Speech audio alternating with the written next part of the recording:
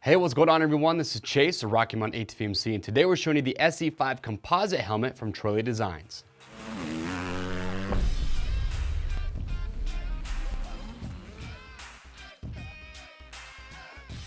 All right, thank you so much for checking in. So today we got the new SE5 Composite helmet from Troy Designs. So the SE5 Carbon is the new offering from Troy Lee, which is their premium flagship model. And what I was really happy to see is that when they released the SE5 Carbon, they also came out with the SE5 Composite. And the reason I was happy for that is because the SE5 Carbon, if you haven't seen that one yet, you can watch the product spotlight. That's their premium model. You're getting close to $700 on price. But what they did is they took basically almost, not quite, but almost the exact same helmet as the SE5 Carbon, which has all the new bells and whistles as far as venting and safety goes, and they made a composite version and they bring the price down almost $200. So for the SE5 Composite, you're gonna be about $500. So if you're looking at it, if you like it, now you have two options depending on what your budget is going to be. And I will definitely go through and talk about the differences between the two to help you make that decision.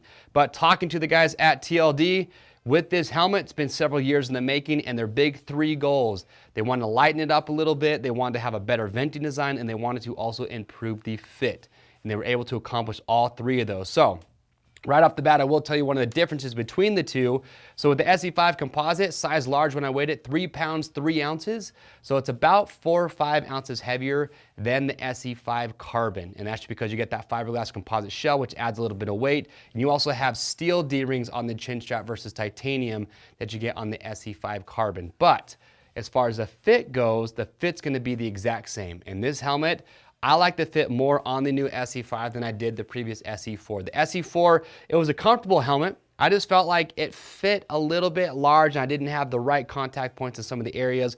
And the way that they were able to improve the fit with this helmet is with the new MIPS Integra system, which is a cool safety feature. We're gonna touch more on that later. But with that MIPS Integra, it allowed them to just customize and get the fit a little bit better. You've got 3 different shell sizes, and I like the fit of the SE5 better.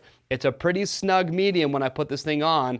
Cheek pads are gonna break in a little bit, which is fine. But what I liked is that when I put it on, I can feel contact all around my head, and it feels like it just fits the form of my head really, really well. And for a helmet to be as safe as possible to do its job, it needs to fit correctly. So make sure you use the sizing guide. But remember, we do have our fit guarantee. If you buy this helmet or any helmet that we sell, if you're not happy with how it fits, you can send it back in brand new unused condition.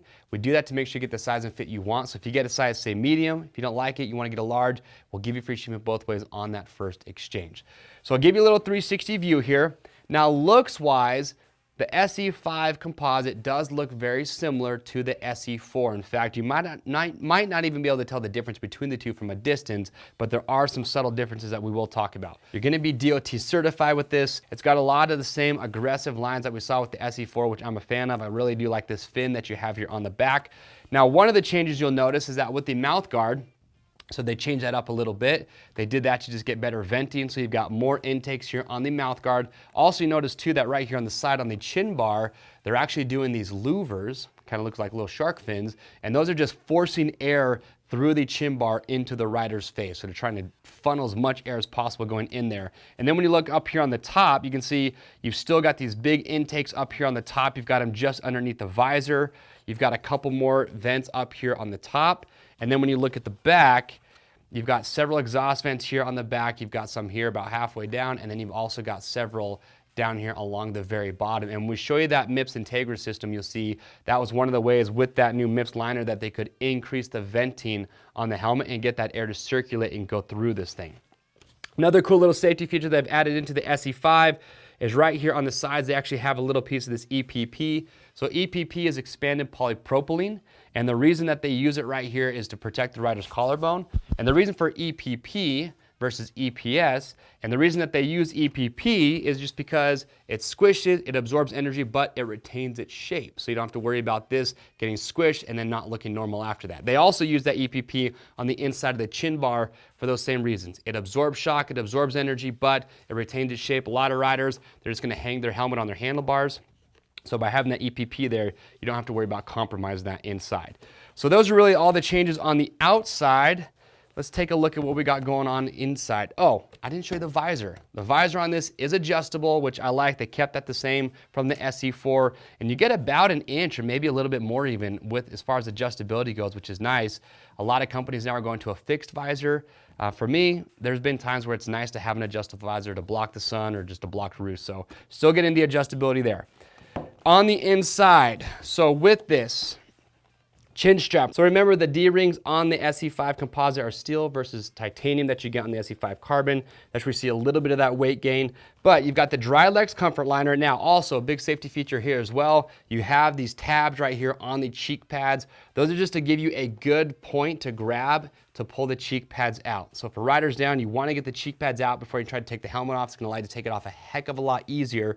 So what you do is you just take your finger, you put on this pull tab, and then you just kind of pull forward towards the actual mouthpiece, and they'll pop out. So you grab that, they pop right out. Now, pull out the comfort liner. And what I like too is that even with the composite version, this Dri-Lex liner is still really high quality. It's moisture wicking, antimicrobial. When it gets hot and sweaty, you can take it out, you can put it in the washing machine, wash it, let it air dry, put it back in, you're good to go. You also notice too on this comfort liner, lots of cutouts on the top. Again, just trying to keep that air circulating through the helmet. So on the inside here, first things first, the MIPS Integra system. So a lot of us now are very familiar with MIPS because we've seen it used in a lot of motocross helmets. And what MIPS stands for, if this is maybe your first time, you're not too familiar with it, it stands for Multi-Directional Impact Protection System. And what that is supposed to do is help mitigate and reduce rotational forces. When you have an accident, you're very rarely just going straight up and down. You're typically going forward and back or side to side. And what can happen is that a lot of brain injuries come when you have that sudden impact and you have a really violent stop. You don't want your head to just stop as soon as you make contact. You really do kind of want it to deflect, because when that happens, your head stops, but your brain keeps going. That can cause a lot of trauma. So what the MIPS liner system does, it creates a slip zone and a non-friction layer between your head with the comfort liner and the actual EPS of the helmet. So imagine you go down, you hit the ground at an angle. Well, rather than just coming to a bad stop, your head can continue to rotate a little bit and slip inside the helmet, and that slows down and reduces some of those rotational forces. So again, MIPS liner system, we've seen that a lot, but what's cool is that with the Integra system that they're using, they're the first company to come to market with a helmet using this. And a little bit different with the MIPS liner system that we're used to seeing, that is just a separate piece of plastic that goes inside the helmet with some rubber elastomers. Now this is actually just right on, it's basically molded onto the EPS. So you're getting the same benefits of the old MIPS, but what's cool about this is one, it's a little bit lighter, so that's how they can shave some weight off the helmet. And also by using this Integra system, you can get better ventilation because you don't have a separate plastic liner inside there that could interrupt airflow. And it helps get the fit a little bit better. So when I talked about how they want to improve the fit of the helmet, this is one way that they were able to do that, because now when they're using the head form to get the fit of the helmet right, the MIPS system is already just molded in there. They don't have to have a separate piece of plastic also going inside there. So those are the three big benefits. Same safety, better venting, lighter, and they get the fit of the helmet a little bit better. Also, on top of that, so when TLD first came out with the SE4 many, many years ago, I believe it was back in 2015, they really bragged about how they put more EPS liner inside their helmet than any of the competition at that point. And you can see, even in the headband area, the SE5 Composite is pretty thick. They use a lot of EPS liner anywhere they can, and it's a simple reason.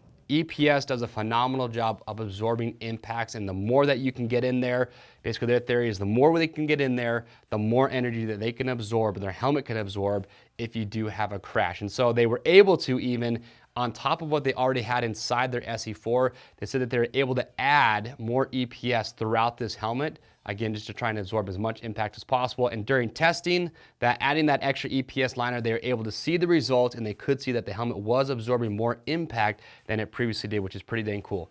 And with that EPS liner, it's dual density, but if you were to take this helmet completely apart, there's actually 3 different pieces of EPS liner inside there, and each piece is dual density. But here's what's cool. is that we all know that you're more likely to have impacts in certain areas of your head when you have a crash. One area being right here in the front of the helmet.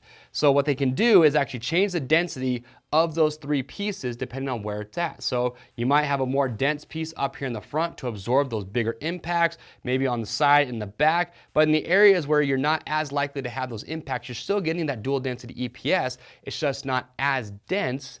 And so one, that helps absorb energy at lower speeds, but also it helps reduce the weight of the helmet. So that's what they're doing with their EPS liner. Again, pretty cool that they're doing that. And overall, like I said, with the SE5 Composite, I'm a fan of this helmet. It's light, it's comfortable, and I love that they came out with this at the same time as the SE5 Carbon, but at almost $200 less. So if you like what you're seeing, but maybe that SE5 Carbon just a little out of your price range, well, now you have the composite version, a lot of cool colorways to choose from. You're not going to see the carbon fiber in the shell, which is pretty cool with the SE5 Carbon, but aside from that, if you can live with a few more ounces as far as the weight goes, really that's all you're giving up. So if you do have questions or comments, we'd love to get those answered, so make sure leave those in the comment section below. Now the visor on this will come with extra screws in the bag also, so if you had a crash, if you sheared off the screws, which are designed to break away, it will come with that. The SE5 Composite will just come with a helmet sock, where the SE5 Carbon will come with an actual helmet bag. So a couple other differences, but you do get an extra visor with both helmets as well. If you have questions or comments, like I said, leave those below. To grab yours today to see the other colorways that we offer, click on the link or head over to RockyMountainATVMC.com. As you all know, we ship for free over $75, and if you like this spotlight, we are the best place to go to see videos like you just saw today. So get subscribed to the Rocky Mountain YouTube channel, hit that notification bell, and always stay up to date. I'm Chase. We'll see you on the trails.